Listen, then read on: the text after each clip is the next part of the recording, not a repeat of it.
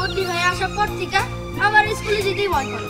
আরে ঠিকই কইছিস, নতুন স্যার যদি বদলে যেতে না তাহলে খুবই ফাইন হতো। আব্বার কাছে স্যার হতে যায় পর কথা কোনো বলি নাই, উল্টে কয় যে পড়ানো পারলি মাস্টার তো মারবে। নতুন স্যার যদি ডায়রিয়া হয়ে ওদিন বিছনায় পড়ে থাকতো তাহলে খুবই ভালো। তোরা সেই ভালো রে সাইফুল, স্যার তো প্রতিদিন সাবান দিয়ে হাত ধোয়। আজ তো মনে অনেক দেরি হয়ে গেল রে। আল্লাহ জানে কখনো গিয়েছে, স্কুলে যাবো না তারও কোনো উপায় নাই। শুনছি নয়ন ভাই বলে আসবো, চল তাড়াতাড়ি চল চল চল চল। আপনারা যে যত কিছুই বলেন না কেন স্যার, আমি মনে করি আমার ফর্মুলাটাই হচ্ছে সঠিক। ছোট ছোট পোলাবার হচ্ছে কাদামাটির মতো, এগুলো যদি এখন থেকে টাইট না দেওয়া যায় তাহলে এগুলো মানুষ করা যাবে না। স্যার, টাইট দিলে শিশুদের মস্তিষ্কের উপর চাপ পড়বে, এতে তাদের স্বাভাবিক বিকাশ ক্ষতিগ্রস্ত হবে। আপনার কথা আমি ডিফার করি স্যার। আমাদের ছোটবেলা আমরা কি দেখেছি, আমাদের বাপ স্কুলে মাস্টারের হাতে আমাদেরকে তুলে দিয়ে বলতো হাড় আমার আর মাংস আপনার। আর এই মাস্টাররা তখন আমাদেরকে শাসন করেছিল বলেই না আজকে আমরা মানুষ হয়েছি। আপনার কথাটা আমি মানতে পারছি না, আমার মনে হয় আপনার পদ্ধতি সঠিক নয়। ঠিক বেঠিক সেটা তো প্রমাণ হয়েই যাচ্ছে। এই যে দেখেন, আমি স্কুলে চার্জ নেওয়ার পর থেকেই পোলাপান একদম শৃঙ্খলার মধ্যে চলে আসছে। বৃক্ষ তোমার নাম কি? ফলে বলি। ক্লাস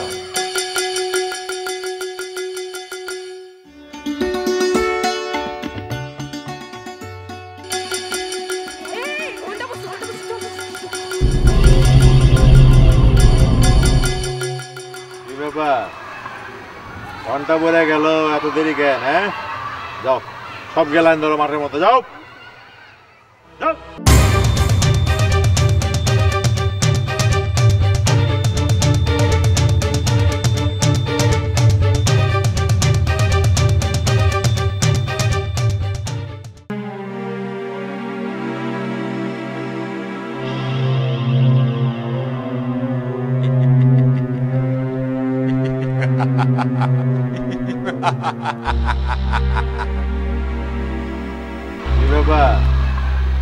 ঘন্টা বলে গেল, এত দেরি কেন? হ্যাঁ, যাও সব গেলাম ধরো মাঠের মতো, যাও যাও।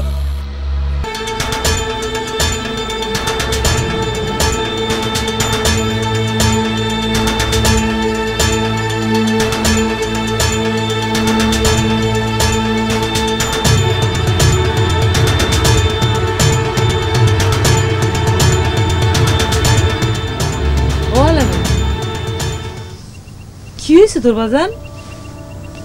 হ্যাঁ, পড়তে মন চাইতেছে না? তাহলে রাখ, সকালে পড়িস। ওই বাড়ির নয়ন ভাই আইছে, দেখা হয়েছে তোর সাথে? না তো। কি হয়েছে তোর? দেন বই বসে রাখি।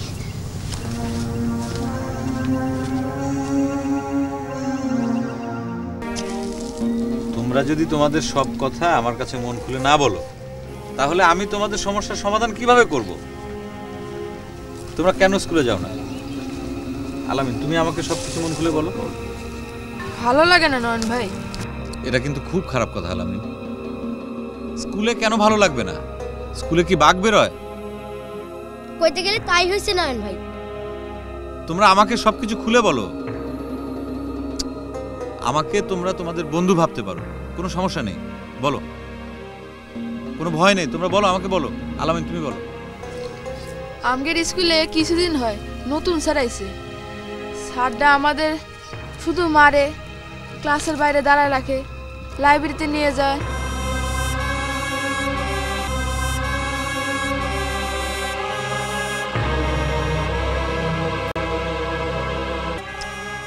এইসব কথা তোমরা তোমাদের বাবা মাকে বলো না কেন?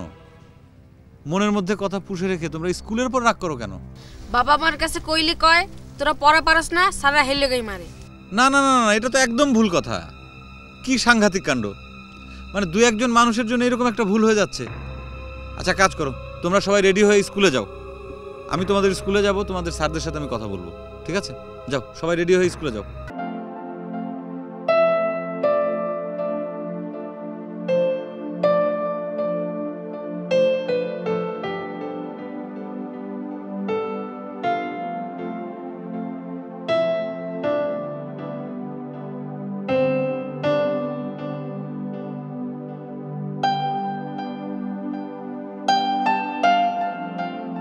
আপনি কি আমাদেরকে শেখাতে আসছেন কিভাবে বাচ্চাদেরকে মানুষ করতে হবে?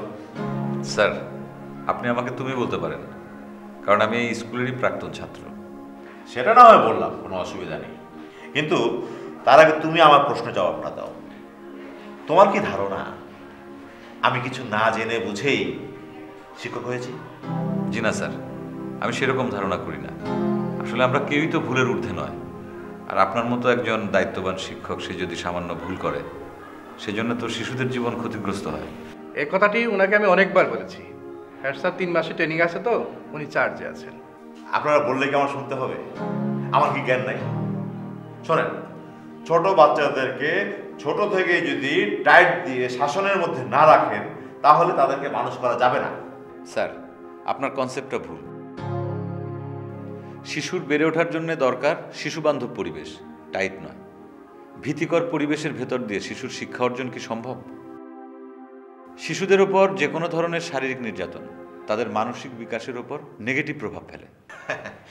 শোনো, ওসব কথা শুনতেই ভালো শোনায়। আজকে যারা বড় বড় পজিশনে থেকে দেশ চালাচ্ছে, তারা প্রত্যেকেই ছোটবেলায় টাইটের মধ্যে ছিল বলেই আজকে তারা সুন্দরভাবে দেশ চালাতে পারছে। স্যার, আপনার কি ধারণা আজকের শিশুরা যারা শিশুবান্ধব পরিবেশে শারীরিক কোনো শাস্তি ভোগ না করে শিক্ষা গ্রহণ করছে, তারা কি কোনো বড় পজিশনে যাবে না কিংবা যাচ্ছে না? তুমি আমাকে যতই বোঝানোর চেষ্টা করো, আমি মনে করি পুরাতন আমলে শাসন ছিল বলেই সবকিছু ভালো ছিল। পুরাতন আমলের ধারণা সব সঠিক, এটা ভাবার তো কোনো কারণ নেই স্যার। চিন্তা করে দেখেন, আগের দিনে ডাক্তাররা বলতো জ্বর হলে রোগীকে না খেয়ে থাকতে হবে, কিন্তু এখন কিন্তু সেটা ভুল প্রমাণিত হয়েছে। আমাদের তো সামনের দিকে এগিয়ে যেতে হবে। সারা বিশ্বে স্বীকৃত যে কোনো অবস্থাতেই শিশুদের ওপর মানসিক নির্যাতন করা যাবে না। শিশুর বিকাশের জন্য এটা মারাত্মক ক্ষতিকর। শোনো, আমি তোমার ওই বিশ্ব রাজনীতির কথা শুনতে চাই না। আমি আমার আইনে এই স্কুল চালাচ্ছি এবং ভালোই চালাচ্ছি, ভালোই চলছে। ছাত্রছাত্রীরা আদবের সঙ্গে আছে। আমি কোনো বেয়াদবি পছন্দ করি না। তুমি এখন আসতে পারো। স্যার, আপনার ধারণা ঠিক নয় স্যার। আপনি তো মধ্যযুগীয় পদ্ধতিতে ভীতিকর পরিবেশে শিক্ষাদান করছেন। বাচ্চারা স্কুলে আসতে ভয় পায়। এই অবস্থার প্রতিকার করতে হবে। স্কুল হবে বাচ্চাদের জন্য আনন্দের জায়গা। আমি এই ব্যাপারে এলাকার মুরব্বীদের সাথে কথা বলবো। স্কুল পরিচালনা পরিষদ, শিক্ষা অফিসার, প্রয়োজনে যেখানে যেতে হয় আমি যাব, আমি সেখানে মুখ করব, কারণ এটা আমি আমার সামাজিক দায় মনে করি। আসসালামু আলাইকুম স্যার, আসি।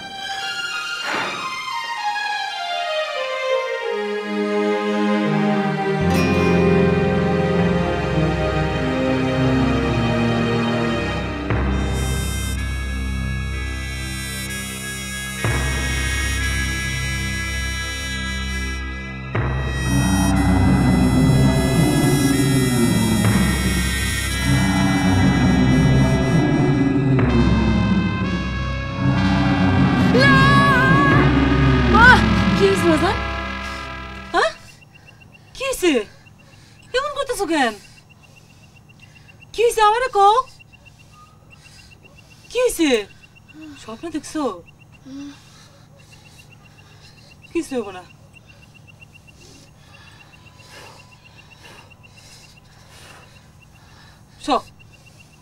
দেখি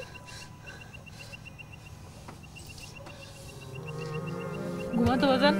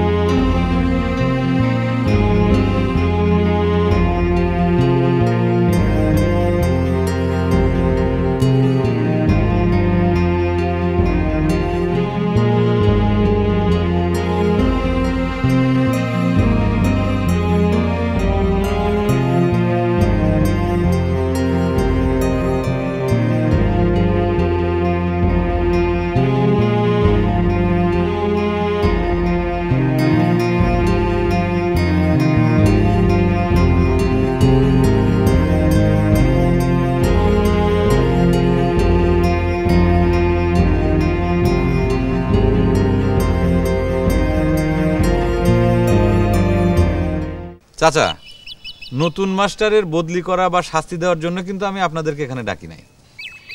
কারণ তাকে বদলি করে দিলে সে আরেকটি স্কুলে গিয়ে জয়েন করবে, সেখানেও তো শিশুরা তার কাছেই পড়তে আসবে। আসল কথা হচ্ছে তার দৃষ্টিভঙ্গিটা বদল করা। তাহলে কি কইতে চাও তুমি? আমাদেরকে ডাকার কারণটা কি? আমি আসলে এই গ্রামে একটা সামাজিক সুরক্ষা কেন্দ্র গড়ে তুলতে চাই, যেটার দায়িত্বে থাকবেন আপনারা। কারণ আমি তো আর সবসময় এখানে থাকবো না, আমার ইউনিভার্সিটি খুলে গেলে আমি চলে যাব। তাইলে তোমার কেন্দ্রের কামটা কি খুইলা বলো তো? এই কেন্দ্রের প্রথম এবং প্রধান কাজ হবে কোনো শিশুর ওপর যদি শারীরিক নির্যাতন হয় সে নির্যাতন থেকে শিশুকে সুরক্ষা করা। আবার কোনো এই ধরনের সমস্যা হলে শিশুরা যাতে এসে এই কেন্দ্রে সরাসরি মন খুলে তাদের সমস্যার কথাটা বলতে পারে, এবং আপনাদের দায়িত্ব হবে সেই সমস্যাটার সমাধান করা। বুদ্ধিটা তো খারাপ না। তাইলে আমাদের স্কুলের শিশুদের শারীরিক নির্যাতনের বিরুদ্ধে অ্যাকশন দিয়ে এই কাজটা শুরু হোক। নয়ন, একটা খুশি সংবাদ আছে। কি? হেড স্যার ট্রেনিং থেকে ফিরছে। তাছাড়া নতুন টিচারের প্রতি হেড স্যারও খুব বিরক্ত। হেড স্যার তাকে দায়িত্ব থেকে অব্যাহতি দিছে। আর তাছাড়া হেড স্যার কালকে একটা অনুষ্ঠানের আয়োজন করছে, সেখানে তোমরা সবাই থাকবা কিন্তু। জাতীয় সঙ্গীত শুরু হওয়ার আগে আমি স্কুলের প্রধান শিক্ষক হিসাবে একটা ছোট্ট কাজ করতে চাই। মিলন, বেদগিরি সবার হাতে দিয়ে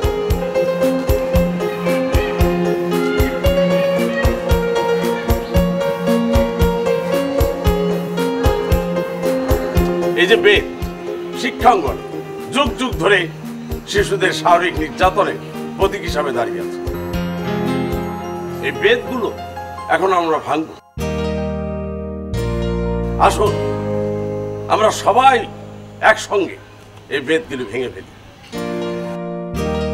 এবং শপথ করি যে শিক্ষাঙ্গন থেকে চিরদিনের জন্য শারীরিক নির্যাতন আমরা বন্ধ করে দেব। স্যার, আমি আমার বেদটা সর্বপ্রথম ভাঙতে চাই।